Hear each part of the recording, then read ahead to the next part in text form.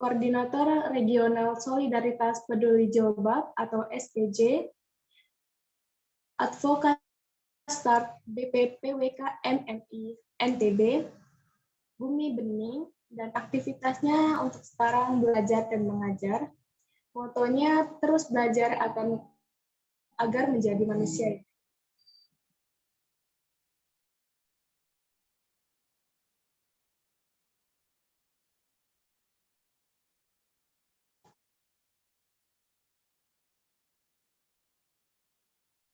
Baiklah, untuk acara yang keempat yaitu penyampaian materi kepada Ustazah Nur waktu dan tempat kami.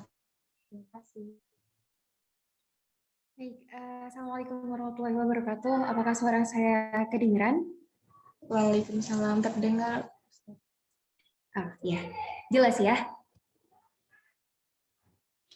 Saya izin pakai dua device ya.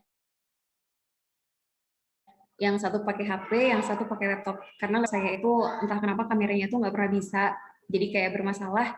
Jadi saya pakai untuk share screen dan audio, HP untuk nyalain video aja. Karena nggak enak kalau misalnya ngobrol sama teman-teman itu tapi sayanya off cam gitu. Jadi teman-teman yang nggak ada uzur boleh on cam juga. Jadi saya bisa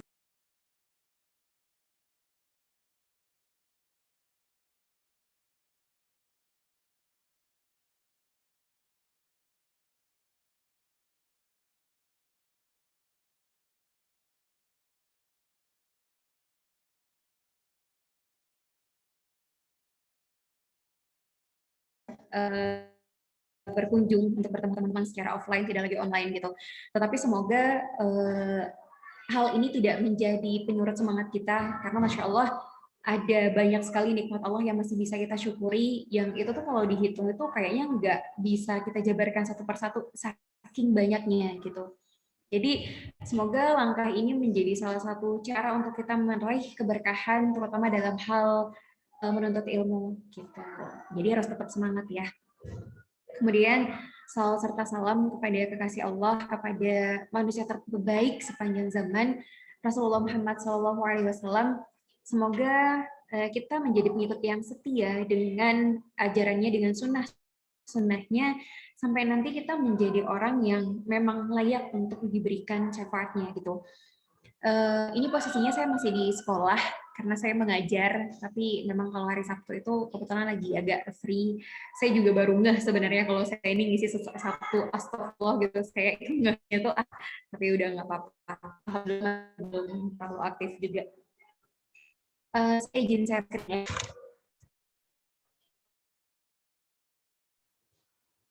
Saya minta tolong host buat saya disable untuk buat saya bisa share screen. Ini saya masih disable.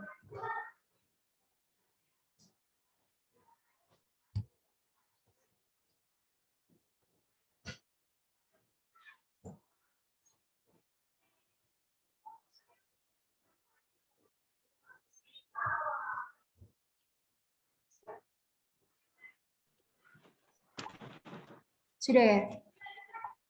Saya masih belum bisa.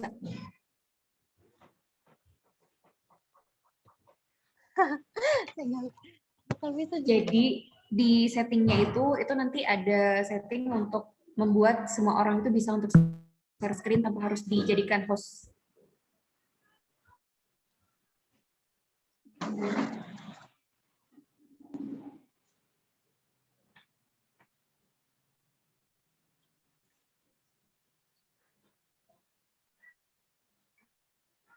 Punya bagus.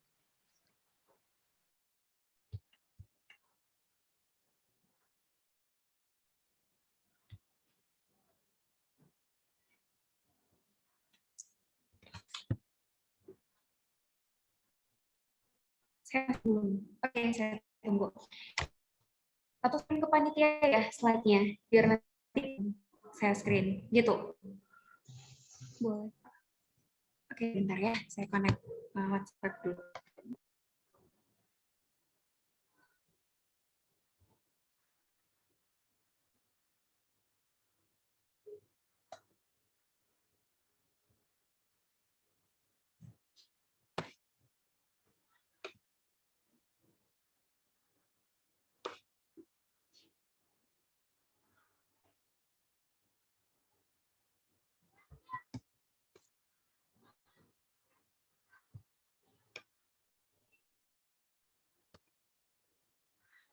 Aduh, WhatsApp itu hilang.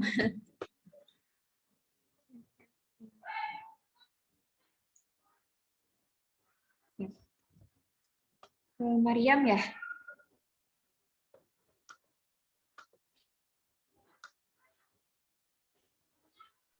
Kak, Saya kirimin ke Mariam ya. ini Kak Nuni udah jadi hostnya, Kak. Oh udah, saya coba ya. Oke, saya masih belum bisa. Masih, ini yang dipakai itu yang Nuni Kurniawati yang videonya nggak muncul ya, yang dijadiin host. Iya. Oh. Tetap nggak bisa. Saya kirim ke Mariam.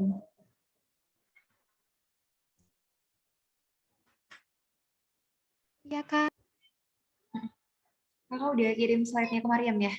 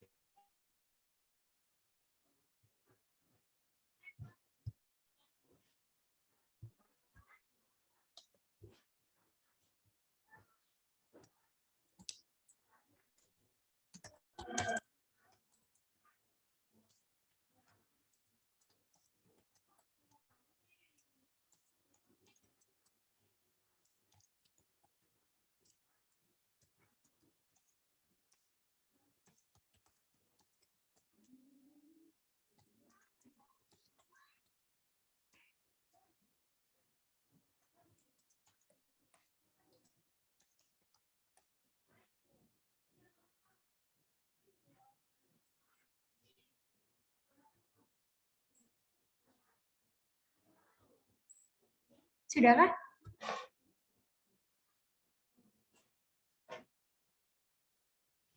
Maaf, Kak. Hostnya masih di Kakak.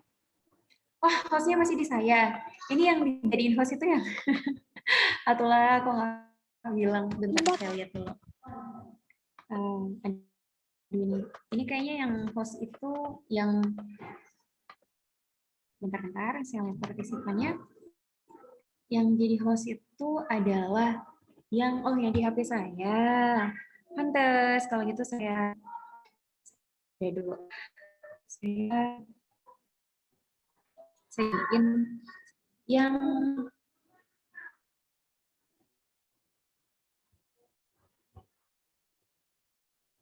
wait. Ya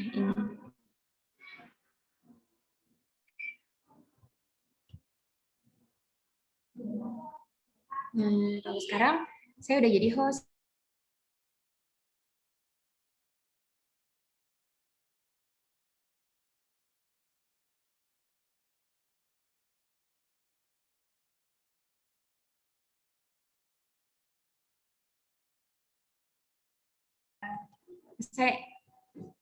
Saya ingin mengawali diskusi kita ini dengan satu kalimat, pahamilah peranmu, niscaya akan maksimal amalmu gitu. Karena ketika kita sebagai muslimah itu memahami segala peran kita, maka amal kita pun juga akan maksimal. Tetapi kalau misalnya kita sebagai muslimah itu nggak paham peran kita apa, ini nggak bisa kita bilang kalau kita akan bisa memaksimalkan peran kita gitu. Nah di sini pada diskusi pagi hari ini saya membagi jadi 4 konten ya. Jadi ada table of kontennya, ada 4 hal yang akan kita bahas pada pagi hari ini. Yang pertama itu adalah problematika gitu. Karena kan ini temanya itu adalah urgensi pemahaman dakwah muslimah kontemporer. Kalau misalnya teman-teman itu nggak paham problematika kita apa pada saat ini, nggak mungkin teman-teman itu akan tahu harus melakukan apa gitu. Makanya pertama yang harus kita bahas itu adalah kita harus sama-sama memahami masalah yang dihadapi oleh umat muslim pada saat ini tuh apa, khususnya muslimah gitu. Kemudian yang kedua, peran. Kita udah tahu nih masalah kita itu apa, berarti peran kita sebagai seorang muslimah itu apa gitu. Makanya tadi di awal saya buka dengan pahamilah peranmu, niscaya akan maksimal amalmu gitu. Baru kemudian yang ketiga, kita udah tahu masalahnya apa, kemudian kita udah tahu peran kita sebagai muslimah itu apa, lalu bagaimana untuk menjadi seorang dai yang keren gitu, great gitu, dai yang wow, dai yang masya Allah, yang bagus, yang luar biasa gitu. Karena kalau misalnya kita tahu peran kita tahu masalahnya, tapi kita nggak tahu tuh bagaimana menjadi seorang muslimah yang menjadi jawaban dari tantangan zaman, ya sama aja bohong gitu. Karena nanti kalau kita nggak paham semua ini tuh nggak akan maksimal gitu. Jadi memang kita harus paham berbagai sisi dulu, baru kemudian nanti mungkin kita akan lanjutkan dengan sesi-sesi diskusi gitu. Ya, yang pertama problematika umat gitu. Menurut teman-teman apa aja sih masalah umat pada saat ini? Kalau misalnya teman-teman bilang masalahnya mungkin LGBT kali ya gitu. Ini tuh data-data lama yang saya pakai, data tahun 2000 dari tahun 2015 sampai tahun 2019, yang 2020 sampai 2021-nya ini belum kita update di slide gitu.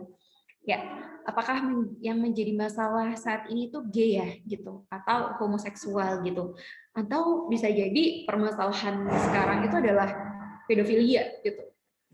Aduh, maaf.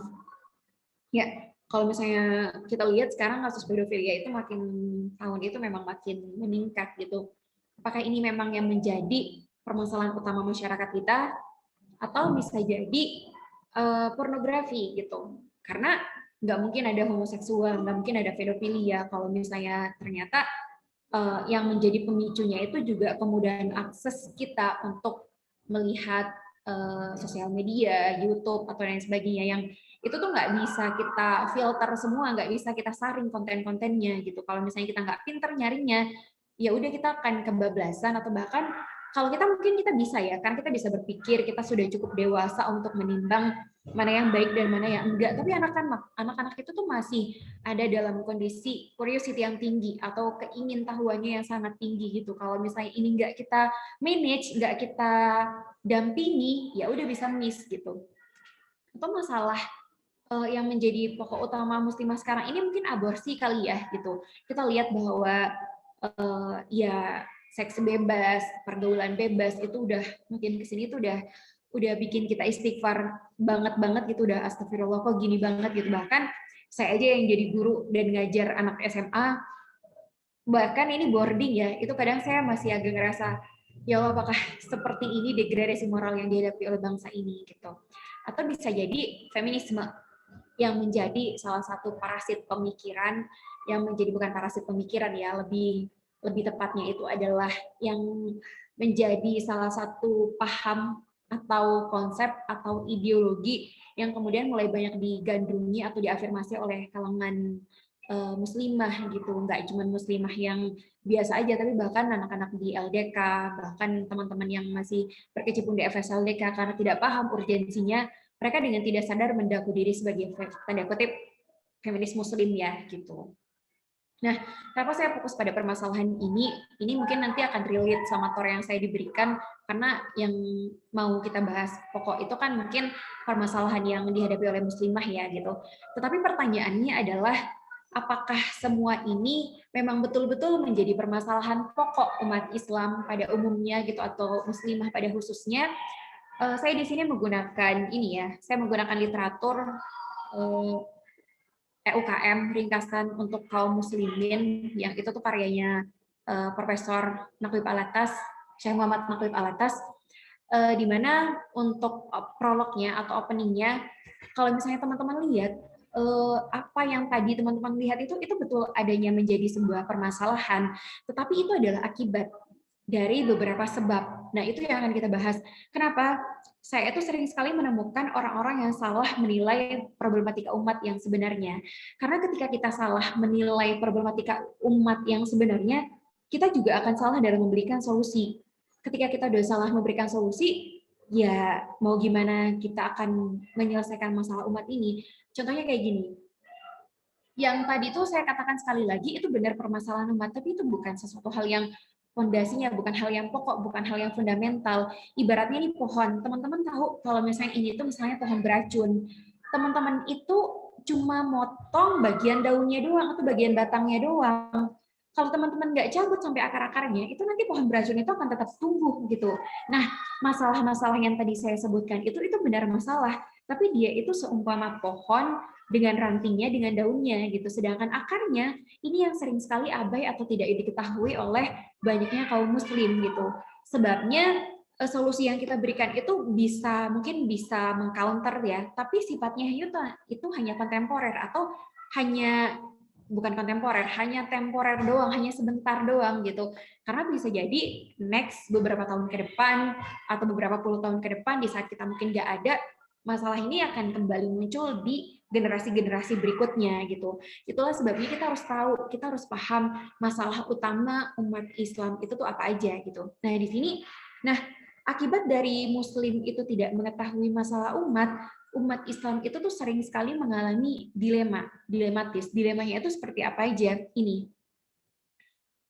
Pemuda sekarang itu tuh sering banget bertanya-tanya. Ini adalah pertanyaan yang kerap muncul di kalangan aktivis juga ya. Enggak cuma pemuda tapi kalangan aktivis. Mereka selalu bertanya-tanya, apa makna Islam bagi kaum muslimin saat ini? Maksudnya tuh kayak emang muslim gitu, apakah aku benar-benar seorang muslim, apa sih makna Islam menurutku. Makanya kita sering ngelihat kalau misalnya orang itu kayak Islamnya KTP atau yang lainnya, karena dia benar-benar tidak memahami muslimin saat ini itu kayak gimana gitu. Kedua, apakah Islam itu masih relevan dengan zaman ini? Ini banyak banget yang sering bertanya, kayaknya kita perlu ada ada interpretasi atau penafsiran ulang kembali terhadap Islam. Karena menurut saya Islam itu udah nggak relevan dengan zaman ini. Nah, banyak orang yang bertanya, masih relevan nggak sih Islam dengan saat ini gitu. Ini kalau misalnya di daurah, saya sering bertanya ke adik-adik saya, kira-kira menurut kalian itu Islam yang mengikuti zaman atau zaman sih yang mengikuti Islam gitu. Dan ini tuh jadi perdebatan atau jadi diskusi panjang. Masalah ini aja tuh kita bisa punya perspektif yang berbeda pada kita sama-sama muslim gitu. Kemudian yang ketiga, apakah perlu Islam mengikuti perkembangan zaman? Nah ini ya gitu. Kita selalu mengatakan bahwa ya zaman kan udah berubah gitu. Kita udah bukan lagi kayak zaman nenek moyang kita yang mungkin dulu kalau misalnya ini tuh gampang. Tapi sekarang itu kita sudah mengalami perkembangan dalam segi sains, teknologi, dan ilmu pengetahuan gitu. Jangan sampai Islam itu menjadi agama yang kolot. Nah ini sering banget nih juga ada ucapan-ucapan seperti ini. Jadi pertanyaannya, apakah perlu emang Islam itu mengikuti zaman gitu? Kemudian yang selanjutnya, apakah ajaran Islam itu perlu ditafsirkan kembali? Ini tuh relate-nya itu ada di paham feminisme. Kalau teman-teman baca, ini karena posisi saya di sekolah ya, biasanya kalau saya berbagi dengan teman-teman itu, saya biasanya itu menunjukkan satu buku yang ini tuh ngebahas. Nah, orang yang mengaku diri sebagai tanda kutip feminis muslim itu selalu mengatakan bahwa beberapa ayat itu perlu ditafsirkan kembali. Mereka nggak mungkin berani mengatakan bahwa ayat itu salah ya, karena siapa mereka berani mengatakan bahwa wahyu itu salah. Tetapi mereka mulai mendekonstruksi syariat itu melalui dari pertanyaan, kayaknya Islam itu perlu ditafsirkan kembali ya. Gitu. Sering sekali kalau misalnya teman-teman baca di buku Kupi misalnya, buku Kupi tentang tanya jawab di RPKS itu, atau enggak di Qiraah Mubadalah karanya Pak Fakih, tapi saya nggak rekomendasi untuk teman-teman beli ya. Itu mahal tapi isinya itu menurut saya tuh ya gitulah. Nah, mereka tuh sering bertanya seperti ini. Quran surah An-Nisa itu perlu kita tafsirkan kembali karena di situ tuh ar-rijalu qawwamuna 'alan nisa gitu. Laki-laki itu pemimpin bagi seorang perempuan dan mereka nggak sepakat ini karena apa? Bagi mereka pemimpin itu adalah soal kapabilitas.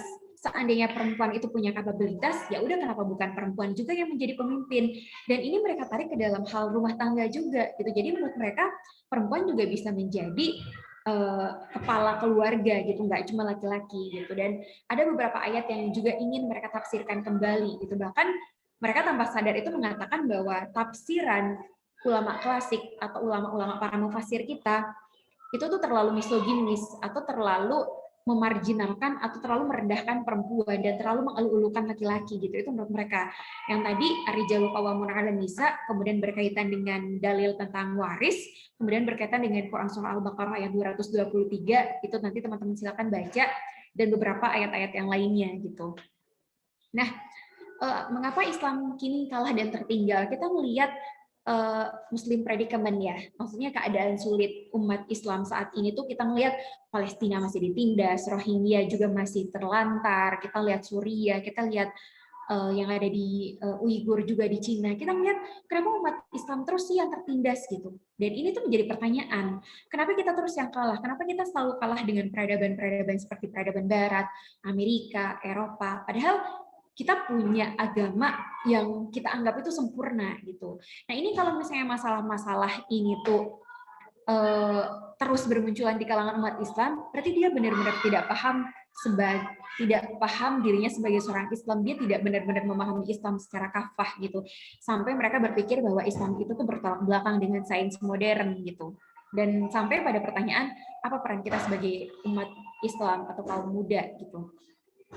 Ini dilematis ketika seseorang itu tidak memahami Islam secara baik, dan ini menjadi masalah juga gitu. Ya, masalah. Nah, lalu apa sih problematika yang utama yang menjadi permasalahan umat Islam? Tadi kan kita udah bahas problemnya di awal.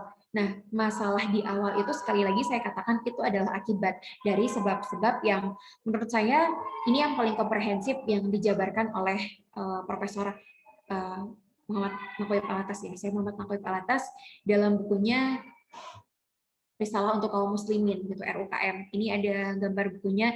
Jadi nanti teman-teman kalau misalnya mau cross check terkait dengan literaturnya boleh membaca buku ini.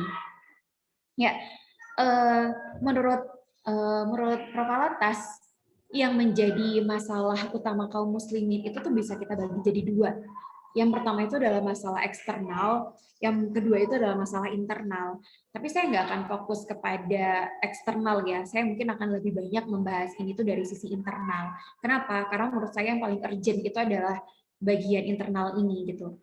Yang pertama eksternal. Kalau eksternal ini garis besarnya itu adalah konfrontasi dengan Barat dalam hal ini itu adalah agama. Yang namanya agama, Allah sendiri yang mengatakan dalam Al-Quran, mereka itu tidak akan pernah berhenti sampai kalian umat Islam itu mengikuti milah mereka atau agama mereka gitu. Jadi konfrontasi dengan Barat ini dalam hal agama ini akan berlangsung seumur hidup sepanjang hayat gitu. Karena memang pada dasarnya ini adalah berkaitan dengan keyakinan yang kita yakini masing-masing gitu. Mereka akan terus memaksa kita untuk memasuki milah mereka, agama-agama mereka, dan kita harus berjuang untuk tetap bertahan dalam agama kita gitu. Kemudian yang kedua, intervensi militer. Ini ya kita udah kalah ya, maksudnya itu dalam hal militer ini kita ngeliat kalau kita udah nggak punya kekuatan apapun gitu, kecuali mungkin giroh atau hamasah, semangat. Kita bukan menjadi umat yang takut, tapi kalau misalnya kita lihat ada perang salib, bahkan perang dingin yang terakhir, kita udah menjadi negara bagian ketiga atau negara berkembang yang memang nggak punya kekuatan dari segi militer gitu. Kemudian keilmuan, sains modern, ini yang menjadi PR besar dan menjadi tamparan keras ya. Kenapa umat Islam itu begini-begini terus, itu karena memang budaya ilmu yang sudah jauh lebih dulu dihidupkan oleh para ulama-ulama kita itu makin meredup. Kita sering sekali itu terdistraksi oleh sesuatu hal yang itu tuh benar-benar enggak bermanfaat gitu. Kita lebih banyak mementingkan eksistensi dibandingkan dengan esensi gitu. Ya, kita lihat bahwa lihat aja deh budaya ilmu kita, bahkan Indonesia itu dengan mirisnya itu mendapatkan peringkat kedua paling rendah, nomor 61 dari 62 negara dengan predikat dua negara paling rendah tingkat literaturnya di dunia gitu. Kita di atas India. India itu 62 dari 62 negara, Indonesia itu ada di peringkat 61 gitu. Gitu. Ya, kemudian apa?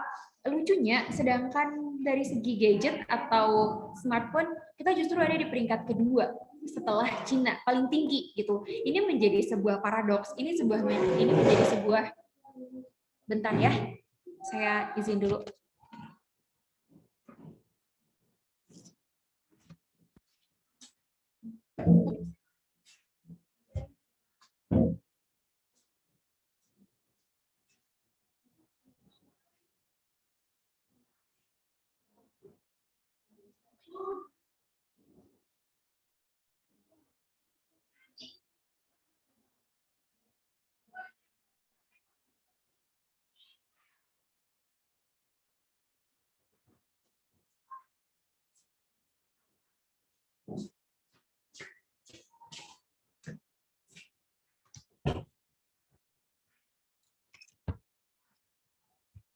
Ya, maaf, saya lanjutkan. Ya. Maaf, ini belum. Ya. Ini sih, kursor saya kemana? Ya, oke, saya lanjutkan. Ini ya, kemudian di bidang sains, kemudian pandangan alam.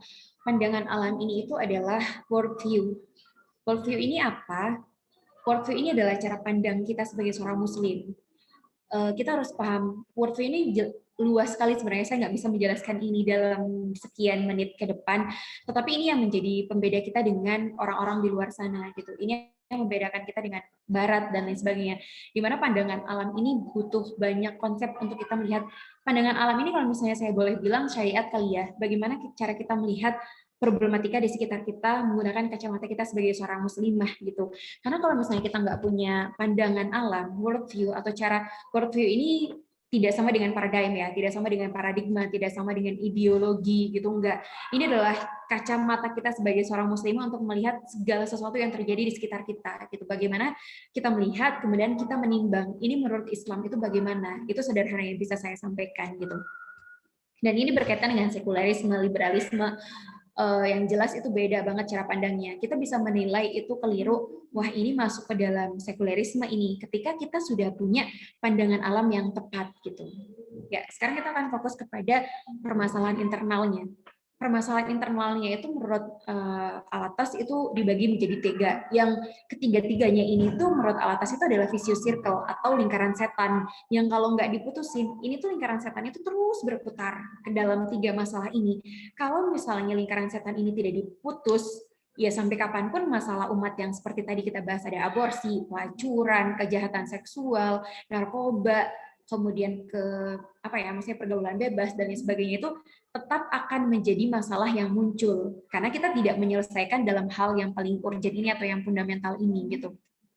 Yang pertama itu adalah confusion and error knowledge atau kekeliruan dan kesalahan dalam ilmu gitu. Apa itu kekeliruan dan kesalahan dalam hal ilmu? Yang pertama itu adalah umat itu tidak bisa membedakan mana ilmu dan mana bukan ilmu gitu.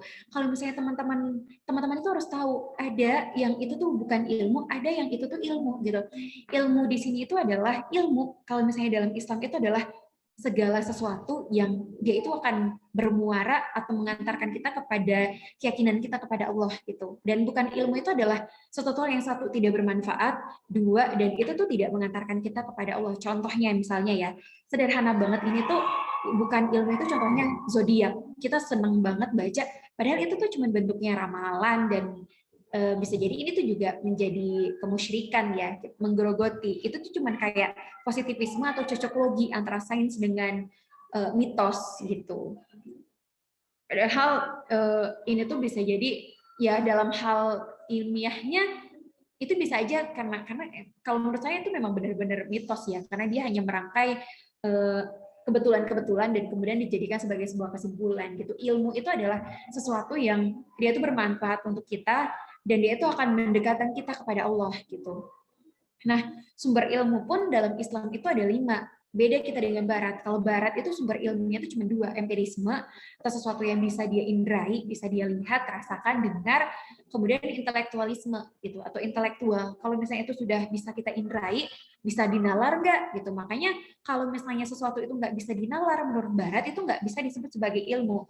Makanya bagi Barat itu Tuhan itu masih abstrak, bahkan Tuhan itu nggak ada, karena dia nggak bisa diindrai dan nggak make sense menurut Barat. Tuhan itu nggak masuk akal gitu. Sedangkan Islam sumber ilmunya itu ada 5, lebih kompleks lagi, lebih komprehensif lagi gitu.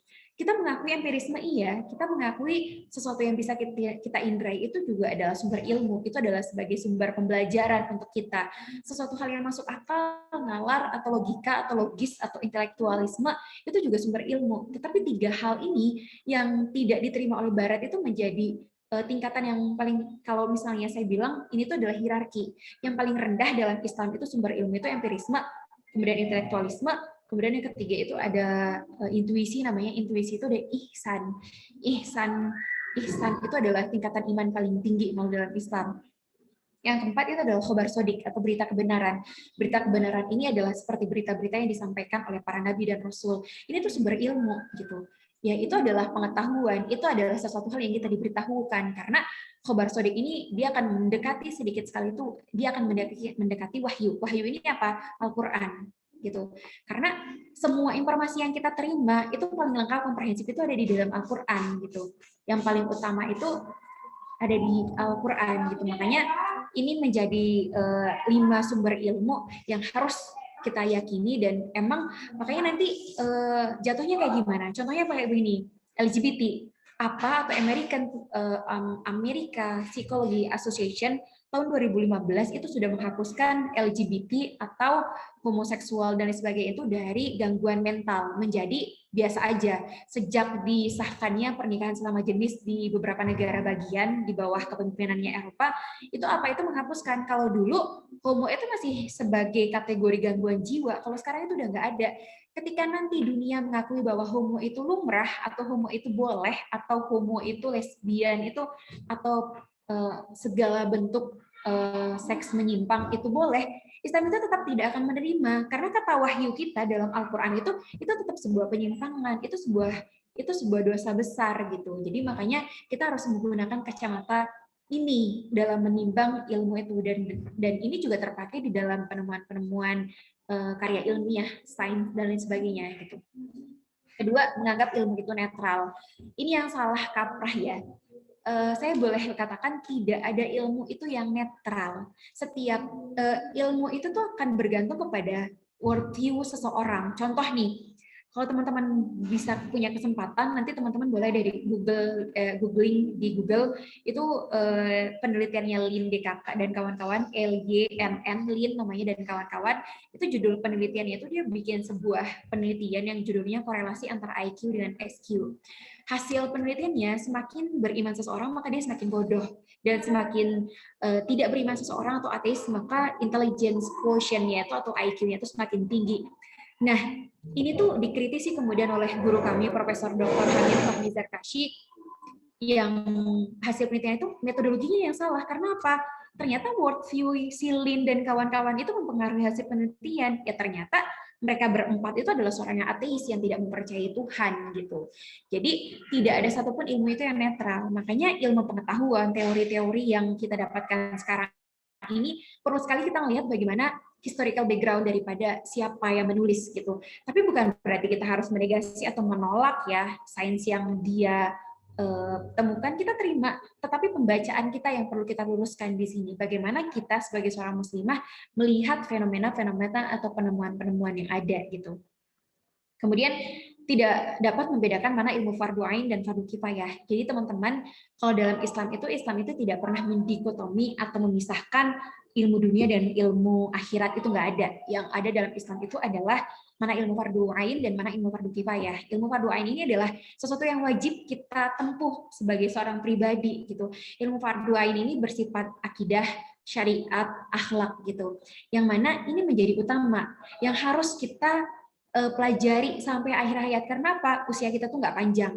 Sedangkan ilmu fardu ain ini adalah way of life, cara kita hidup di dunia gitu. Sedangkan ilmu fardu kifayah ini adalah ilmu alat, di mana ilmu fardu kifayah ini adalah nggak semua orang itu harus punya gitu, tapi ada perwakilan. Contoh, saya itu punya cita-cita akan ngambil magister di IKK ya, ilmu ketahanan keluarga dan konsumen, mirip sama Ayu pematerian pertama gitu. Padahal Ayu lebih dulu masuk kuliah, saya masih belum dapat izin sampai sekarang gitu. Nah, orang untuk mempelajari ketahanan keluarga itu nggak semua orang wajib, tetapi maksudnya itu kayak nggak harus orang itu paham bagaimana sosiologi ketahanan keluarga dia baru boleh menikah gitu. Orang boleh menikah tanpa harus mengetahui ini, tapi lebih baiknya, alangkah lebih baiknya dia memahami ini juga untuk kemudian bisa manage atau membantu kalau misalnya nanti itu ada terjadi ketidaktahanan keluarga gitu. Atau contoh lainnya adalah saya seorang guru kimia gitu. Saya nggak harus maksudnya itu kayak untuk mengajar saya nggak harus bisa kimia gitu. Maksudnya tuh kayak intinya itu ilmu fardu kifayah itu adalah ilmu alat, di mana yang untuk membentingnya nanti ini adalah ilmu fardu ain gitu. Kita nggak semua umat Islam itu wajib punya fardu kifayah, tapi alangkah lebih baiknya untuk menjawab tantangan gitu. Contoh ilmu fardu kifayah itu mungkin feminisme ya, karena feminisme itu kan adalah bentuk ideologi, kita nggak wajib mempelajari itu. Ada orang-orang yang harus mempelajari itu untuk menjawab tantangan umat, tetapi alangkah lebih baiknya kita mengetahui, biar kita juga nggak bisa terjerumus. Yang paling penting itu adalah kita harus tahu ilmu fardu ain gitu. Nah, yang salahnya adalah orang itu bisa S1, S2, bahkan sampai profesor itu pada ilmu fardu kifayahnya. Sedangkan ilmu fardu ainnya dia nggak bisa. Makanya kita akan menemukan orang dengan ilmu fardu kifayahnya tinggi banget sampai profesor, tetapi ilmu fardu ainnya tingkat TK. Itu ada banyak gitu. Kemudian menelan bulat-bulat falsafah dari metodologi sains modern, maksudnya itu adalah kita menelan bulat-bulat teori-teori yang berkembang di barat dan itu kita afirmasi dalam Islam, dan ini yang nggak boleh gitu. Kita harus kritis. Nah, ini ya, ilmu fardu ain itu bersumber wahyu, kalau ilmu fardu kifayah itu bersumber akal pikiran. Ilmu fardu ain itu ada ilmu panduan kehidupan, ilmu fardu kifayah itu ada ilmu alat untuk kita bermanfaat di umat gitu. Nah, sistem pendidikan kita yang menjadi masalahnya adalah karena memang sistem pendidikan kita itu nggak seimbang di Indonesia. Bayangkan ilmu apa ya, maksudnya untuk saya kuliah di Bali ya, saya kuliah di Bali, saya cukup lama di Bali, saya juga bekerja di Bali. Jadi setelah saya lulus, bahkan sebelum saya lulus saya udah kerja di Bali gitu. Kalau nggak gempa tahun 2018 Lombok, itu saya nggak akan diminta pulang sama orang tua saya. Saya diminta pulang karena waktu itu cukup riskan. Jadi setelah saya pulang, orang tua saya minta udah nggak usah balik lagi ke Bali gitu. Saya memutuskan untuk pulang akhirnya. Di sana itu bayangin saya kuliah di Bali, itu saya cuma dapetin mata pelajaran agama itu cuma 2 SKS. Padahal saya harus kuliahnya itu 4 tahun. 2 SKS itu untuk menunjang saya berada di tengah minoritas, saya menjadi minoritas di tengah mayoritas Hindu, itu tuh nggak akan cukup banget gitu. Bahkan ada wacana-wacana akan ilmu agama itu akan dihapuskan dalam kurikulum kan ya gitu. Dan ini menjadi sebuah kekeliruan, ketidakseimbangan pendidikan kita gitu. Bahkan yang menjadi tapi nggak adil juga ketika kita mengatakan udahlah kamu nggak perlu belajarin ilmu dunia, fokus ke akhirat aja, nggak bisa juga gitu. Kita harus adil karena nggak ada ilmu dunia, ilmu akhirat. Yang ada itu adalah hierarki atau tingkatan, mana yang lebih utama. Ilmu fardu ain itu utama, fardu kifayah itu tetap fardu, tapi nggak semua orang gitu. Nah, efeknya apa? Dampak dari confusion and error knowledge ini itu adalah lahirnya pemimpin di segala sektor yang lemah keislamannya lagi merusak. Makanya kita melihat, kalau teman-teman lihat siapa yang korupsi, itu tuh bukan orang yang nggak berpendidikan ya. Para pelaku koruptor, yang menyalahi aturan dan sebagainya itu adalah orang-orang berpendidikan, bahkan dengan titel itu yang sudah sekian, doktor, bahkan kemudian PhD mungkin ada gitu. Tapi dan bahkan mereka itu bukan tipikal orang yang kekurangan dana, gaji mereka itu sampai ratusan juta, tetapi mereka kenapa bisa sampai koruptor? Itu karena mereka tidak memahami ilmu fardu ain secara kafah dalam dirinya gitu. Nah, kemudian kedua, permasalahan umat, kalau tadi confusion and error knowledge atau kekeliruan dan kebingungan dalam hal ilmu, yang kedua itu adalah loss of adab. Adab di dalam Islam itu bukan berkaitan dengan manner atau bukan berkaitan dengan sopan santun, bukan. Adab dalam Islam itu jauh lebih luas. Adab dalam Islam itu berkaitan dengan adil atau bisa menempatkan sesuatu pada tempatnya. Adab dalam Islam itu adalah tentang right of action atau tindakan yang benar, di mana kita tidak akan mungkin melakukan tindakan yang benar sampai kita nggak punya panduannya. Maksudnya itu adalah teman-teman nggak mungkin akan tahu gimana caranya sholat kalau teman-teman itu nggak tahu ilmunya.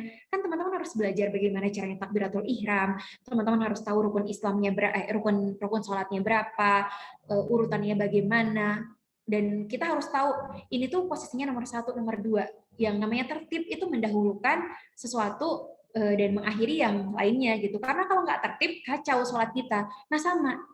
Adab itu adalah tindakan yang benar. Bagaimana kita akan mengetahui tindakan kita yang benar kalau misalnya kita nggak punya ilmunya gitu. Nah di sini makanya ada yang disebut dengan ilmu pengenalan dan ilmu pengakuan. Kita harus kenal dulu. Kita harus kenal Allah dulu, ma'rifatullah dulu, baru kita mengakui Allah gitu. Karena kalau kita nggak kenal Allah, kita nggak kenal diri kita sendiri. Makanya di dalam kitabnya Al-Ghazali yang judulnya Kimia atau Sa'adah, bab yang pertama kali dibahas oleh Al-Ghazali itu adalah knowing yourself. Kenali dirimu. Karena kalau misalnya kamu kenal sama dirimu sendiri, kamu akan mengenal Tuhanmu gitu. Nah, pengenalan dan pengakuan ini penting. Dan ini menjadi hierarki tingkatan yang paling rendah dalam hal adab gitu. Jadi loss of adab itu right of action gitu. Karena kalau misalnya kita udah tahu tindakan yang benar, kita harus tahu juga tuh tingkatannya, hierarki. Yang paling banyak, yang paling penting dalam Islam itu adalah tingkatan, mana yang lebih utama gitu. Adab kepada Allah, adab kepada manusia. Kita tidak akan mungkin menyamakan adab kita kepada Allah dengan adab kita kepada manusia. Contoh, kalau misalnya kita ketemu sama manusia nih, bahkan presiden, kita sampai rela beli baju baru. Ketika kita menghadap kepada Allah, kita hanya cuma pakai mukena compang-camping, nggak pernah dicuci 3 bulan, bau banget, bahkan kaos kaki mungkin ya udah lecek banget. Ini namanya nggak beradab. Kita berarti tidak loyal, kita nggak al-wala ke Allah, kita lebih walanya itu kepada manusia. Kita tidak loyal kepada hal yang harus lebih utama dilakukan oleh seorang muslimah itu adalah dia harus loyal di hadapan Tuhannya, totalitas di hadapan Tuhannya gitu. Jangan sampai kita menyamakan adab kita kepada guru dengan adab kita kepada teman sesama kita gitu. Makanya contoh sederhananya mungkin ketika kita akan mengundang satu narasumber, kita harus serta kantornya, kita harus menggunakan bahasa yang sopan santun. Jangan sampai kita mengundang narasumber itu misalnya ya, ini sering banget soalnya saya kritik ke adik-adik saya, tapi bukan kita membicarakan yang kita sekarang gitu. Kalau teman-teman Lampung itu udah Masya Allah luar biasa gitu. Tapi jangan sampai kita kayak mengundang narasumber itu kayak kita ngechat teman kita, Assalamualaikum, bisa nggak gini. Dan ini kan menjadi sebuah kekeliruan nanti. Jadi kita harus bisa menempatkan sesuatu pada tempatnya. Akibat dari hilang atau buruknya adab. Akibat dari hilangnya atau buruknya adab. Yang pertama itu adalah menyamaratakan semua orang atau leveling. Ini yang saya bilang tadi. Kita tidak mungkin bisa menyamakan antara nabi dengan rasul. Kita juga tidak boleh menyamakan nabi dengan manusia biasa.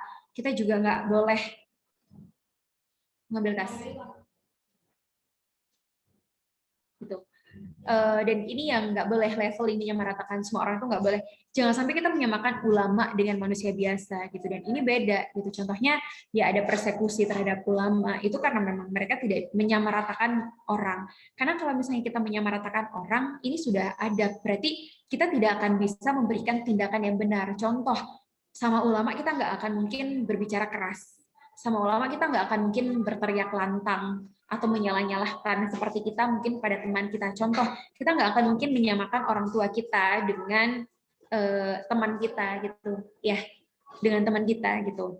Nah, tidak mengakui atau menghargai otoritas ulama. Bahkan teman-teman feminis itu kan sering sekali mempertanyakan kedudukan Imam Syafi'i, persis seperti Ignaz Kolbizer namanya, seorang ini ya, dia itu adalah seorang orientalis yang memang pakarnya di hadis yang mengkritisi Imam Syafi'i. Mereka itu mengkritisi Imam Syafi'i, mengatakan bahwa Imam Syafi'i ini menutup ijtihad untuk orang lain gitu.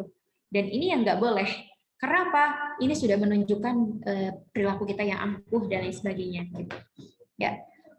Masalah yang ketiga itu adalah lahirnya ilmuwan dan pemimpin palsu. Munculnya ilmuwan palsu yang suka mengkritik ulama silam dan mazhab itu karena lemahnya ilmu yang mereka miliki.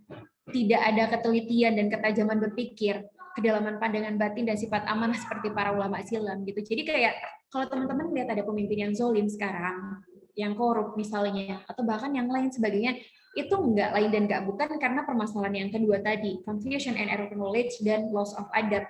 Makanya ini yang saya bilang, ini tuh adalah vicious circle. Ini tuh adalah lingkaran setan. Kalau orang-orang berani, makanya peran kita di mana di sini? Putusin lingkaran ini. Selama lingkaran ini masih berputar di sini, selama itu juga itu masalah umat yang tadi saya sebutkan dan bahkan lebih luasnya lagi, itu nggak akan pernah selesai. Harus kita putuskan. Dan menurut saya yang paling urgent untuk kita selesaikan itu adalah dua ini. Karena nggak akan mungkin lahir pemimpin dan ilmuwan palsu ketika dia memiliki ilmu yang benar. Dia nggak bingung dan tidak memiliki pengetahuan yang keliru gitu. Kemudian ketika dia sudah tahu adab yang benar itu lahir dari pengetahuan yang benar, pengetahuan yang lurus gitu. Ketika kita sudah punya pengetahuan yang lurus, maka right of action itu akan tercipta. Adab yang benar itu bagaimana kita manfaatkan sesuatu yang pada tempatnya itu akan tercipta sampai kemudian nanti tidak akan lagi kita menemukan pemimpin yang palsu, ilmuwan yang palsu gitu. Ini problematika yang ingin saya sampaikan ya, dan ini adalah sesi yang pertama. Jadi inilah masalah umat yang menurut saya itu urgent banget untuk kita sama-sama selesaikan sebagai muslimah. Apa yang harus kita lakukan nanti kita akan bahas di belakang gitu. Oke, yang kedua kita masuk ke dalam peran muslimah. Kalau tadi mungkin agak berat bahasannya ya. Semoga teman-teman bisa menerima karena saya rasa saya harus menyampaikan itu gitu. Ini insya Allah agak lebih sederhana. Peran muslimah. Nah, ini tuh ada yang bakar sampah. Saya tuh bukan tipikal orang yang bisa sama asap. Oke, peran muslimah. Di dalam Al-Quran, 3 utama yang disebutkan oleh Allah itu sebagai peran muslimah. 1 peran sebagai istri, 2 peran sebagai ibu, 3 peran sebagai masyarakat. Yang paling banyak disebutkan dalam Al-Quran itu ada 13 ayat Al-Quran itu adalah peran muslimah sebagai istri. Istrinya Rasulullah, istrinya Firaun yaitu Aisyah, kemudian istri-istri sahabat yang lain, bahkan istri Imran dan lain sebagainya itu disebutkan gitu. Jadi tugas utama muslimah itu memang nanti itu lebih utama itu sebagai istri, kedua ibu. Ketiga adalah peran masyarakat. Masyarakat ini adalah dia sebagai anak, dia sebagai teman, dia sebagai saudara, dia sebagai seorang dai dan lain sebagainya gitu. Tapi karena saya sedang berhadapan dengan mahasiswa, dengan teman-teman LDK, saya tidak akan membahas 2 ini. Saya akan fokus kepada peran kita sebagai makhluk di masyarakat atau lebih khususnya itu adalah daiyah gitu. Nah, apa aja gitu. Nah, maksudnya itu adalah kita kan belum ada pada fase, saya belum menikah ya gitu, kita belum ada pada fase kita sebagai istri. Kalau misalnya kita nanti sudah menjadi istri, sudah akan beda lagi fasenya dan peran yang akan lebih kita optimalkan itu adalah peran kita sebagai istri. Ini bukan berarti ketika kita sudah menikah kita meninggalkan peran yang lain ya, no, bukan gitu. Ini lebih kepada tingkatan mana yang menjadi prioritas utama, mana yang kedua, mana yang ketiga gitu. Ketika kita sudah menikah, maka peran utama yang harus kita lakukan itu adalah sebagai istri. Ketika kita di masyarakat, ini tetap kita bisa jalankan, tapi dia ada di posisi yang kedua gitu. Kemudian ketika kita menjadi seorang ibu, tetap yang menjadi utama itu tetap istri dulu gitu, karena kita harus tuntas dulu menjadi membawa amanah kita sebagai istri baru sebagai ibu gitu. Karena apa? Tetap suami kita itu adalah orang utama yang harus kita taati gitu, patuhi gitu. Baru kemudian nanti setelah itu karena kita belum ada pada fase itu, maka yang harus kita lakukan itu fokus kita itu adalah bagaimana kita menjadi dai di masyarakat gitu. Dan caranya bagaimana? Caranya bagaimana untuk menjadi dai yang bagus itu kita bahas di How to be a Great Daiyah gitu. Ada 4. Ini saya nggak cantumin sumbernya. Ini semua saya ambil di buku Keahwatan 2. Silakan teman-teman yang ditulis oleh Pak Cah itu saya combine ya. Saya ngambil di bukunya Pak Cah yang Keahwatan 2, kemudian di bukunya Abu Syukoh yang kebebasan wanita 1-6. Jadi saya baca, kemudian saya saring dan saya tuangkan ke slide gitu. Jadi ini saya lupa cantumin sumbernya. Saya biasanya tuh akan menuliskan sumbernya ya. Jadi teman-teman bisa cross check sendiri. Ya, ini persiapannya, checklist kita sebagai seorang muslimah sudah sejauh apa kita mempersiapkan ini, persiapan spiritualitas. Karena kita nggak mungkin dakwah kalau misalnya kita tuh nggak punya bekal model spiritualitas. Maksudnya itu adalah sebuah teko itu nggak akan bisa menuangkan apapun kalau dia itu kosong. Dan yang paling penting itu adalah keisian batin kita, ruhani kita gitu. Kalau kita bagaimana mungkin kamu akan kuat dalam menjalani dakwah ini kalau misalnya kamu nggak minta kekuatan dari Allah, dan itu semua itu dari dari amalan-amalan yaumiyah atau spiritualitas yang kita lakukan gitu. Yang kedua jelas penyiapan spiritualitas ini ada banyak sekali ininya, checklistnya. Yang pertama itu adalah jelasnya loyalitas. Tadi saya bilang jangan sampai kita keliru dalam dalam menunjukkan wala kita, loyalitas kita. Jangan sampai kita lebih loyal kepada manusia, tetapi kepada Allah kita nggak loyal. Jangan sampai kita nanti lebih loyal kepada manusia biasa, tetapi kepada Rasulullah enggak. Ini makanya kita harus tahu hierarkinya, kita harus punya ilmunya, sampai biar kita nggak keliru dalam menjalankan amal kita. Gitu. Beriaskan akhlak terpuji. Ingat, Rasulullah itu dakwahnya ditolak bukan karena akhlaknya, tapi karena kebenaran yang dia bawa. Kalau misalnya teman-teman ingat sirah bagaimana peletakan Hajar Aswad, itu para kafir Quraisy itu tuh sampai meminta tolong, ini siapa kira-kiranya yang paling adil di antara kita. Maka mereka mencari Rasulullah, sampai kemudian selendang atau sorbannya Rasulullah itu diikatkan di Hajar Aswad sampai mengambil utusan gitu. Jadi jangan sampai kita menjadi muslimah itu tuh yang akhlaknya tuh nggak ada gitu. Bahkan kita jangan sampai jadi muslimah yang nyebelin, yang kayak pakai kaos kakinya 1 minggu, gamisnya nggak pernah diganti, bahkan kalau misalnya temannya deket sama dia tuh sampai istighfar, ya Allah mohon maaf ya bau badannya gitu, misalnya kayak gitu. Ya, ini nggak boleh gitu. Kita harus punya akhlak yang salihah yang bagus luar dalam-dalamnya. Menjaga qiyamul lail kayaknya saya nggak perlu jelaskan, tilawah, dzikrullah ya. Ini semua adalah bekal penyiapan spiritualitas kita gitu. Kemudian yang kedua, penyiapan intelektual. Kalau penyiapan intelektual ini nanti saya akan bahas budaya ilmu dan kaitannya dengan perempuan gitu. Akan lebih saya bahas di bab akhir nanti. Tetapi kita sebagai seorang daiyah itu harus punya bekal wawasan keislaman. Kalau kita nggak punya bekal wawasan keislaman, kita nggak akan bisa menjadi solving di tengah masyarakat gitu, karena bagaimana kita akan melihat ini menggunakan kacamata Islam kalau kita nggak punya bekal keislaman itu. Kedua, wawasan kekinian itu teman-teman harus tahu parasit pemikiran yang menjangkiti kaum muslimah saat ini tuh apa aja gitu. Ya, ada feminisme, kita lihat gitu, feminisme ini nanti dia menggerogoti banyak sekali cabang. Kemudian mungkin VMG kali ya, yang itu masih menjangkiti anak-anak LDK kalau menurut saya. Ini makanya saya suka heran kalau misalnya ada kajian tentang pemikiran Islam itu sepi banget, tapi kalau misalnya ada kajian pranikah itu saya nggak tahu itu entah dari mana datang masanya gitu. Ini gitu. Jadi kita harus punya wawasan kekinian supaya kita bisa menjawab tantangan umat gitu. Wawasan keterampilan ini tuh lebih kepada passion, ini tuh lebih kepada profesionalitas kita. Wawasan keterampilan, yang punya keterampilan di bidang kesehatan silakan fokus di sana, yang punya keterampilan di bidang broadcaster silakan fokus di sana, yang terbiasa mengajar mungkin bisa mengupgrade dirinya profesionalitasnya dalam hal mengajar gitu. Penyiapan fisik itu perlu, apalagi di masa pandemi ini teman-teman harus stay safe, kemudian harus di rumah aja udah dulu masa PPKM ini, karena kalau misalnya, aduh, ini nih adalah part termelo menurut saya gitu. Kita kan sudah hampir kehilangan 600 ulama ya. Aduh, maaf kalau saya melo. Karena saya cukup menjadi orang yang sangat sedih ketika banyak sekali ulama kita yang meninggal gitu. Apalagi kemarin terakhir Prof.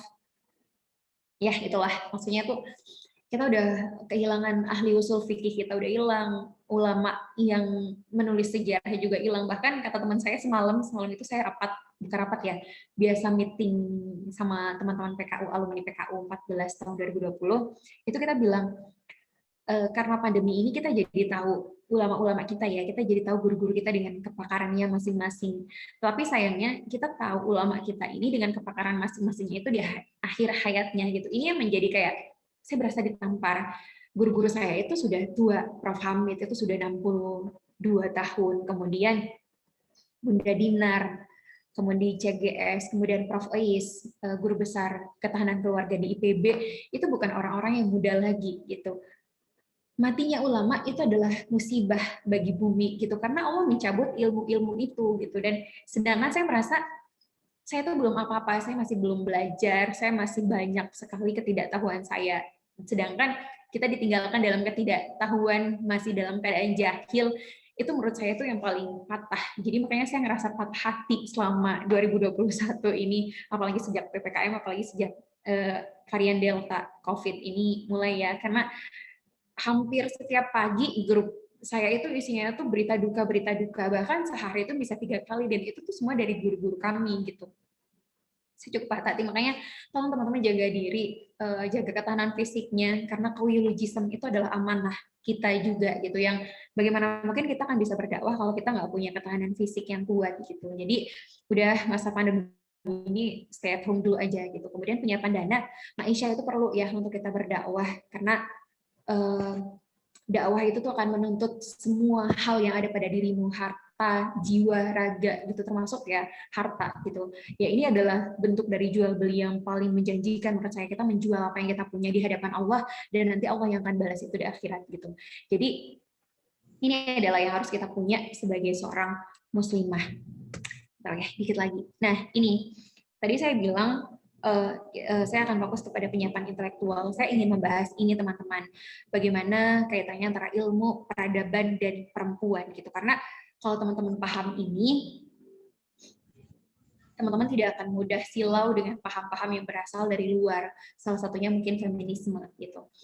Yang pertama yang harus teman-teman, ini literaturnya saya pakai bukunya yang ditulis sama Prof. Wan Muhammad Nur Daud ya, dalam bukunya yang judulnya Budaya Ilmu ilmu. Silakan dibaca, ini ada di bab 1. Ya, yang perlu teman-teman ketahui itu adalah peradaban dengan budaya ilmu yang lemah itu akan mengikut pada yang lebih kuat sekalipun berhasil menaklukkan secara militer. Jadi kenapa peradaban Barat sekarang itu masih menjadi peradaban pusat dunia? Itu karena memang budaya ilmu itu masih dipegang oleh mereka gitu. Hatta peradaban itu memiliki kekuatan militer sekalipun, tetapi ketika dia lemah dalam tradisi ilmu, dalam budaya ilmu, dia akan kalah dan bertekuk lutut ke dalam peradaban yang ilmunya itu dikuatkan gitu.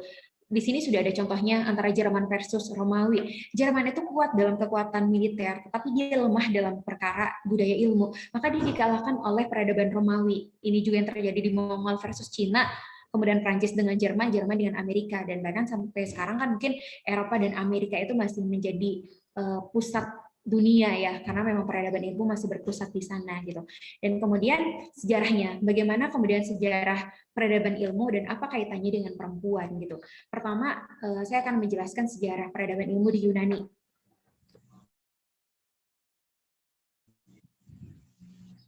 Sebentar. Ya, Athena. Nah, di Yunani pendidikan itu sebagai kegiatan tanpa batas waktu dan tempat gitu. Jadi memang mereka itu fokus sekali dalam pendidikannya, bahkan tidak ada batasan usia gitu. Dan manusia di Athena itu dididik oleh budaya, oleh paideia namanya gitu. Tetapi masalahnya pada abad ke-5 sebelum Masehi terjadi kontradiktif antara keilmuan, antara teori dan praktik. Yunani itu terkenal dengan bad morality-nya, dengan moral yang sangat buruk. Makanya praktik seks bebas, pelacuran. Makanya kalau teman-teman mungkin jalan-jalan ke Eropa, teman-teman akan dengan gampangnya menemukan patung-patung yang perempuan telanjang dada, atau mungkin patung-patung yang itu tuh pornografi banget gitu, bentuk seks dan lain sebagainya. Itu karena memang Yunani itu antara ilmu dengan moralnya itu sangat bertolak belakang gitu. Kemudian tidak menganggap perempuan sebagai manusia. Nah, tidak menganggap perempuan, bahkan kan kalau misalnya mitologi Yunani itu kita lihat dewa tertinggi itu Zeus ya, dan lebih banyak memang dewa laki-laki dibandingkan dengan perempuan gitu. Bahkan Zeus itu tuh dikabarkan dalam mitologinya itu dia jatuh cinta kepada Ganymedes, seorang manusia biasa yang kemudian diangkat ke langit. Dia tuh cuma dijadikan sebagai penuang anggur untuk Zeus doang, tetapi karena istrinya Zeus ini Athena itu cemburu, dia akhirnya dilemparkan menjadi sebuah bintang gitu. Dan ini praktik-praktik homoseksual itu memang sudah ada sejak dari mitologi Yunani gitu. Nah, kemudian dan di sini tuh perempuan itu benar-benar nggak dianggap gitu. Perempuan itu Perempuan itu dan anggapan perempuan itu bukan manusia itu nanti yang akan mempengaruhi bagaimana peradaban Barat itu melihat perempuan gitu. Dan pendidikan di masa Yunani itu hanya khusus untuk laki-laki gitu. Perempuan itu hanya dididik, kamu boleh belajar, tapi yang kamu pelajari itu adalah bagaimana cara menjadi istri yang baik, bagaimana kamu bisa melayani suami dengan maksimal gitu. Itu doang. Jadi seputar itu. Perempuan dididik hanya untuk bisa memuaskan kehidupan laki-laki di masa Yunani gitu. Kemudian yang kedua, bagaimana dengan Yahudi? Yahudi itu sama ya, maksudnya itu tradisi ilmunya itu mereka lebih kepada filsafatnya. Mereka mempelajari sesuatu itu untuk mengetahui esensinya dibandingkan eksistensinya gitu, passion for meaning. Jadi mereka itu kayak ini kita ngapain belajar ini tuh harus sampai dalam, berfilsafat lah mereka gitu. Sampai mereka itu pada abad ke-19 Masehi mulai memberi keutamaan pada ilmu gitu, memisah. Jadi kayak kita itu harus belajar itu biar kita tuh nggak miskin gitu. Jadi fokusnya belajar itu bukan untuk meningkatkan budaya ilmunya ya gitu, tapi fokus untuk meningkatkan harkat dan martabat dirinya sendiri gitu. Dan dialah kemudian yang Yunani ini tuh yang menggerakkan beberapa ilmu tuh di bidang agama, filsafat, sains dan lain sebagainya. Cuma terdapat larangan belajar di Yahudi itu kepada perempuan kecuali para ahli kitab. Ahli kitab itu kan ada ya, ada beberapa ahli kitab yang perempuan, bahkan zaman dulu itu ada hadis yang membolehkan laki-laki itu menikahi ahli kitab dengan syarat ahli kitab itu akan menunjukkan sesuatu atau enggak nanti kaum muslimin itu bisa menariknya ke dalam Islam gitu. Tapi kalau sekarang udah nggak berlaku karena memang udah nggak ada ahli kitab gitu. Tapi kalau zaman dulu di zamannya Rasulullah itu membolehkan, tapi dengan syarat gitu. Dan nggak semua orang boleh melakukan itu, hanya orang-orang yang terpilih aja gitu. Dan ini kita bisa lihat Di masa Yunani itu perempuan itu nggak dianggap, di masa Yahudi juga sama, larangan belajar itu diberikan kepada perempuan gitu, kecuali memang orang-orang yang memiliki privilege atau ahli kitab ini. Cina dan India. Kalau Cina itu dia lebih mengutamakan amal dibandingkan ilmu, dia lebih kepada peradaban teknologi gitu. Makanya kita sekarang lihat Cina itu berkembang dari segi teknologi itu sampai sekarang kan gitu. Makanya budaya ilmunya Cina itu masih belum bisa mengalahkan budaya ilmu Barat gitu, karena memang dia tidak fokus kepada budaya ilmu tapi pada perkembangan teknologinya gitu. Sedangkan India dia lebih mengutamakan ilmu daripada amal, dan ini nggak bisa ya. Kita tidak bisa mengutamakan amal dibandingkan ilmu, kita juga tidak bisa mengutamakan ilmu dibandingkan amal. Dalam Islam ini selaras. Bahkan tingkatan ilmu yang paling tinggi itu ketika seseorang bisa mengaplikasikannya dalam bentuk amal-amal nyata gitu. Gini. Dan sama peradaban Cina, India itu perempuan itu masih belum diperbolehkan untuk belajar. Hanya orang-orang yang punya privilege atau apa ya? Privilege itu bahasa Indonesia itu adalah kekhususan. Jadi dia tuh kayak karena kamu seorang priai, karena kamu adalah seorang anak bangsawan, keturunan Brahmana yang punya kasta tinggi, maka kamu boleh belajar. Sedangkan untuk perempuan yang kastanya rendah, itu mereka tidak diperbolehkan untuk belajar gitu. Jepang itu pendidikan itu tuh menunjukkan strata sosial seseorang gitu. Jadi semangat mencari ilmu modern itu sejak zaman Meiji. Tapi ini pun hanya dikhususkan untuk orang-orang ex-ronin, atau ronin itu adalah pemegang samurai kalau di Jepang gitu. Jadi memang motivasi mereka belajar itu hanya untuk katrol sosial aja gitu. Tapi sekolah pertama yang dibangun untuk perempuan itu ada di zaman Meiji. Tetapi ya seputar untuk bagaimana menuangkan teh, upacara teh, ikebana atau rangkai bunga, dan berpusat pada topik-topik kewanitaan mirip seperti Yunani. Mereka tidak diberikan belajar ilmu yang lain atau ilmu yang secara umum, secara kompleks. Mereka hanya boleh belajar untuk hal-hal yang berkaitan dengan keperempuanan mereka gitu. Nah, Barat ini adalah sebuah peradaban yang lahir dari peradaban Romawi dan Yunani sebenarnya gitu. Yahudi hanya sedikit ya. Yahudi itu lebih kepada mengontrol, tapi secara seni, pendidikan, life sosial itu mereka ngambil dari Yunani. Persis seninya juga persis banget. Sedangkan Romawi mereka memfiltrasi Romawi itu dari segi militer gitu. Makanya Barat itu adalah terbentuk dari bagaimana peradaban dua sebelumnya, Romawi dan Yunani gitu. Dan ada yang disebut dengan masa The Dark Age atau zaman kegelapan. Zaman kegelapan ini berlangsung dari abad ke-5 sampai abad ke-13, di mana perempuan itu tuh nggak dianggap. Bahkan di teks-teks Bible itu perempuan itu nomor 2. Makanya kalau ada yang mengatakan Bible itu misoginis atau teks atau kitab suci, bukan kitab suci sih ya, tapi Bible yang dimana itu perempuan itu ditindas dalam kitab suci, itu betul, itu memang ada di Bible. Bahkan Eve sendiri Hawa sendiri itu dibilang kamu itu akan diberikan kepayahan, kelelahan ketika kamu mengandung, beda dengan ayat-ayat yang ada di dalam Al-Qur'an gitu. Dan memang Tertullian sendiri seorang pemuka agama itu mengatakan bahwa perempuan itu tuh dia itu adalah pembuat dosa pertama. Nggak mungkin Adam itu akan dikeluarkan dari surga ketika Hawa itu tidak melakukan perbuatan dosa. Jadi sebabnya Adam dikeluarkan dari surga itu karena Hawa. Dan banyak sekali teks-teks gitu. Bahkan di tahun berapa ya? Pokoknya di masa The Dark Age juga, masa kegelapan, itu perempuan itu dianggap sebagai witch, atau apa sih witch bahasa Indonesianya? Penyihir gitu. Makanya mereka itu nggak segan-segan membakar perempuan, terdiri perempuan, janda, anak-anak perempuan, karena mereka menganggap bahwa kalau misalnya perempuan itu diberikan hidup-hidup, maka mereka akan membawa kesengsaraan kepada umat gitu, bagi umat kita gitu. Makanya mereka dibakar secara hidup-hidup.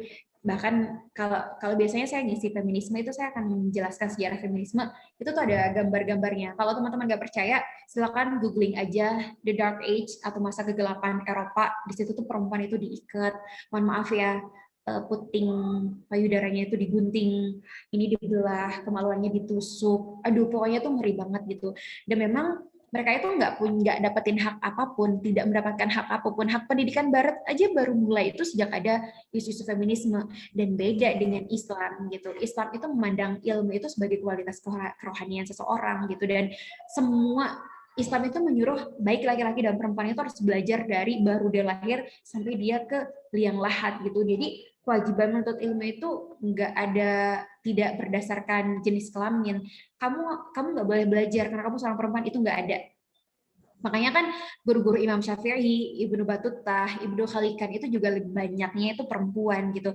Tapi memang tidak banyak yang mengetahui sejarah-sejarah bagaimana ulama-ulama perempuan, karena perempuan itu sadar tugasnya dia itu adalah sebagai ibu, tapi dia mendidik. Nggak mungkin ulama-ulama kita itu lahir dari perempuan-perempuan yang biasa-biasa aja gitu. Imam Syafi'i itu gurunya perempuan. Bayangkan gimana ibunya sampai terbentuk Imam Syafi'i, Ibnu Battutah, dan ulama-ulama lain itu tidak akan pernah lahir begitu jebreng simsalabim tanpa adanya pengasuhan ibu. Makanya tadi peran perempuan itu ketika udah fasenya beda, sebagai istri, kemudian sebagai ibu, dan ibu itu adalah madrasatul ula atau guru pertama gitu. Jadi kalau misalnya kalau ada yang mengatakan bahwa kamu tuh nggak mungkin akan bisa bersekolah tinggi-tinggi tanpa ada feminisme, saya selalu balikin, ngapain gitu? Saya sekolah tinggi-tinggi itu bukan karena feminisme juga, saya sekolah begini karena itu perintah Tuhan saya, perintah Allah.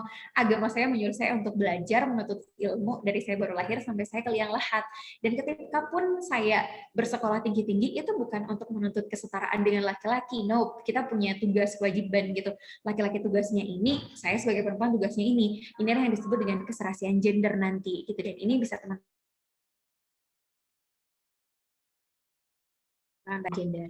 Itu teman-teman. Jadi urgensi pemahaman dakwah kontemporer muslimah itu adalah satu, teman-teman harus tahu perannya teman-teman dulu. Masalahnya apa? Masalah dulu ya. Baru kemudian perannya apa? Baru kemudian teman-teman bisa maksimal dalam bentuk amal-amalnya gitu. Yang paling penting feminisme itu adalah ilmu fardu kifayah memang, tapi teman-teman wajib mengetahui karena banyak sekali muslimah kita, saudara-saudara kita yang keliru, bahkan bisa dibilang terjebak dalam paham yang seperti ini gitu. Udah itu saja yang bisa saya sampaikan. Yang benar datangnya dari Allah dan yang salah satunya dari saya. Wabillahi taufiq wal hidayah. Wassalamualaikum warahmatullahi wabarakatuh. Saya kembalikan ke MC. Waalaikumsalam warahmatullahi wabarakatuh. Jazakillah khair wa syukron atas pemaparan materi dari Ustadz Muni Kurniawati. Semoga materi yang telah disampaikan bisa menjadi ilmu yang bermanfaat dan bisa kita terapkan dalam kehidupan sehari-hari. Amin. Amin. Baiklah, kita lanjut ke acara yang kelima, yaitu sesi tanya-jawab. Dibuka untuk 3 penanya. Bagi teman-teman yang ingin bertanya, dipersilakan open mic. Dan jika saudari ingin menyampaikan pertanyaan melalui pesan, dipersilakan untuk mengetik pesannya di kolom chat Zoom ini. Nantinya akan saya bacakan untuk pertanyaan dari saudari. Dipersilakan.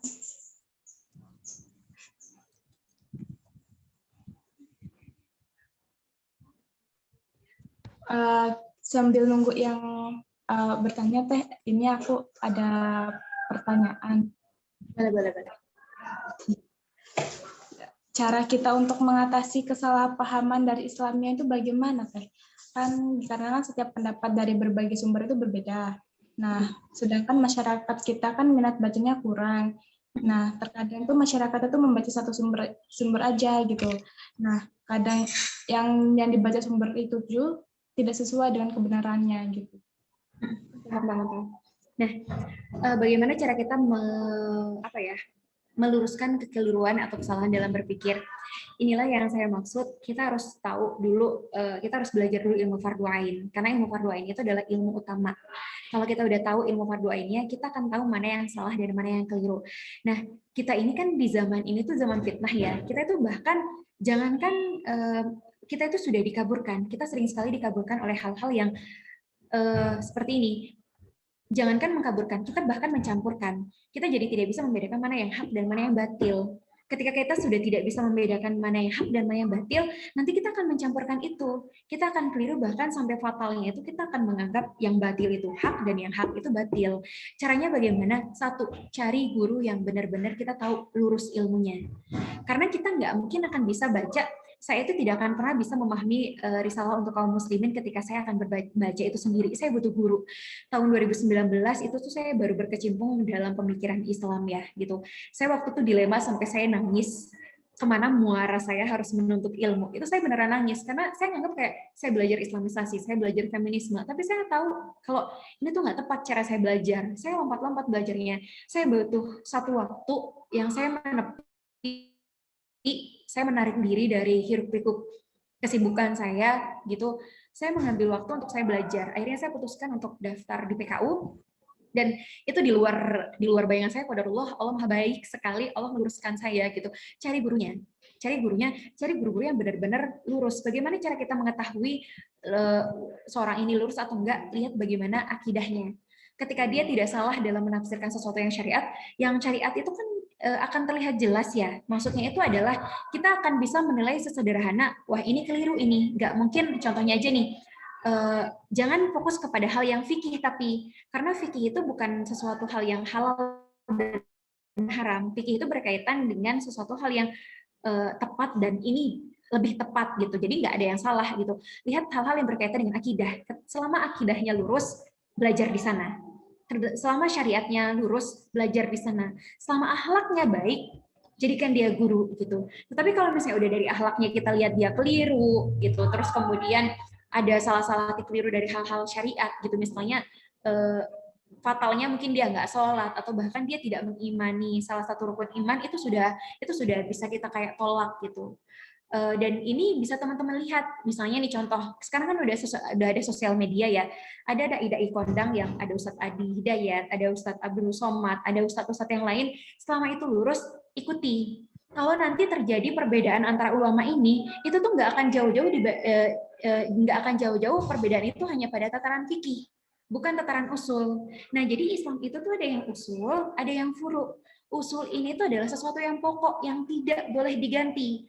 Kalau diganti itu berarti dia sudah mendekonstruksi syariah atau menyalahi aturan syariat. Contoh, sholat, tauhid, itu tuh usul. Kita nggak akan mungkin ada yang berani rubah sholat itu ada 5 waktu dan jumlah rakaatnya segini.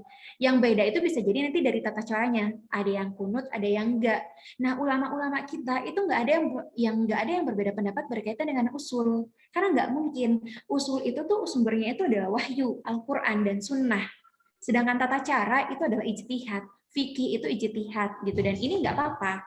Makanya selama itu bukan hal-hal ranahnya usul dan syariatnya lurus, belajar sama guru itu. Tapi kalau misalnya perbedaan kita fikih, hal-hal ini misalnya kayak politik, itu tuh hal-hal yang fikih semua itu dan bukan usul. Ikuti, pelajari dari dia gitu. Makanya ikuti aja siapa gurunya, dan di saat kita tidak tidak punya pengetahuan terhadap suatu perkara, ikut-ikutanlah, tapi ikut-ikutan ini ikuti ulama yang memang sudah lurus gitu. Dan kalau misalnya saya pasti ngikutin guru saya ya. Misalnya saya punya guru-guru saya di Gontor, ada Prof. Hamid, ada Ustadz Henry, ada Ustadz Syamsuddin Arif, ada Ustadz Asep Sobari, ada Ustadz Akmal, ada Ustadz-Ustadz yang lainnya. Ada Ustadzah Bunda Dinar. Kemarin saya tidak punya pengetahuan terhadap epidemiologi, terutama berkaitan dengan virus, terutama dengan COVID-19, saya waktu itu ragu buat vaksin, karena banyaknya sekali hoax berkaitan dengan vaksin. Saya melihat guru-guru saya, Bunda Dinar akhirnya menjelaskan bla bla bla bla, saya pelajari, saya ikuti, karena saya nggak punya pengetahuan atasnya gitu. Apalagi Mbak Dewi Nur Aisyah, kalau teman-teman follow mungkin ya, dia kan ahli epidemiologi. Saya baca bagaimana penjelasan dia gitu. Kebetulan alhamdulillah waktu itu kita juga bersempatan untuk ada di satu forum beliau mengisi gitu, dan saya mengikuti orang-orang yang pakar, yang otoritatif dalam keilmuannya gitu. Nah, satu juga yang perlu teman-teman ketahui, lihatlah bagaimana kepakaran seorang ulama itu dalam bidang itu gitu. Ketika dia pakar dalam usul fiqh, silakan lihat dia dalam bagaimana menerjemahkan usul fiqh itu gitu. Jadi memang butuh ilmu dalam semuanya gitu. Tapi kalau misalnya kita nggak punya dasarnya, ikuti guru yang memang sudah jelas lurus dari segi akidah minimal gitu. Dengan begitu, karena begini, Allah sendiri yang mengatakan Allah akan mengangkat derajat orang yang beriman dan berilmu. Dan ketika seseorang belajar untuk mencari tahu kebenaran, Allah yang akan buka jalan. Sama seperti ketika saya waktu itu 2019 dihadapkan dengan RUPKS, harus belajar hukum, saya harus belajar feminisme mulai dari nol, yang saya ngerasa sakit hati sendiri karena ya ampun, ternyata selama ini aku sendiri itu kena sama parasit pemikiran feminisme ini gitu. Sampai akhirnya tuh saya nangis-nangis. Saya ikut qadarullah awal 2020 saya ikut Prof. Ois, saya belajar ketahanan keluarganya. April itu kita sudah pandemi tahun 2020. Itu saya ngikutin semua Zoom itu apapun, sampai saya capek sendiri. Saya nangis. Ya Allah, ini belajar saya nggak sehat nih gitu. Tunjukin, saya pengen tahu, saya mau tahu kebenaran yang betul-betul kebenaran, bukan sesuatu apa ya, kebenaran yang bukan kenyataan yang benar, yang dibenarkan, tapi benar-benar kebenaran gitu. Padahal Allah bukakan pintu. Saya disuruh belajar yang kemudian bikin saya lebih selektif, berusaha untuk jadi orang yang lebih adil, bisa menempatkan sesuatu pada tempatnya gitu. Dan memang niatkan dari hati teman-teman itu untuk menuntut ilmu. Ya Allah, saya pengen belajar gitu. Saya pengen tahu saya begini ya untuk begini gitu. Kalau teman-teman ingin niatnya udah belajar, Allah yang akan bukakan pintu entah dari manapun. Itu udah nggak usah diurus lagi, itu udah serahin aja ke Allah. Yang penting udah ikhtiar, udah tawakal gitu. Selama, sekali lagi ya, selama itu tidak bertentangan dengan syariat, akidah, ikuti guru itu. Tapi kalau misalnya udah dari akidah aja dia bertentangan, tinggalkan. Apalagi kalau guru yang misalnya hobinya memecah belah, itu udah tinggalkan. Gitu. Semoga menjawab ya. Baik Teh, terima kasih Teh. Untuk bagi teman-teman yang ingin bertanya, silakan boleh open mic, boleh menulis pertanyaannya di kolom. Untuk sekarang Teteh lagi mengajar di mana Teh? Saya ngajarnya di sekolah boarding. Kebetulan hari Sabtu ini tuh hari ekskul, jadi memang tidak ada, kita belajar aktif itu sampai hari Jumat aja. Hari Sabtu itu sebenarnya gurunya yang belajar. Tapi saya udah, tadi kan saya bilang ya, saya itu enggaknya 24 itu Ahad. Tapi kemarin pas saya lihat flyernya lagi, innalillah ini ternyata 24 ini tuh Sabtu gitu. Akhirnya saya izin ke kepala sekolah, katanya iya boleh gitu. Terima kasih Teh atas luangan waktunya. Iya, sama-sama.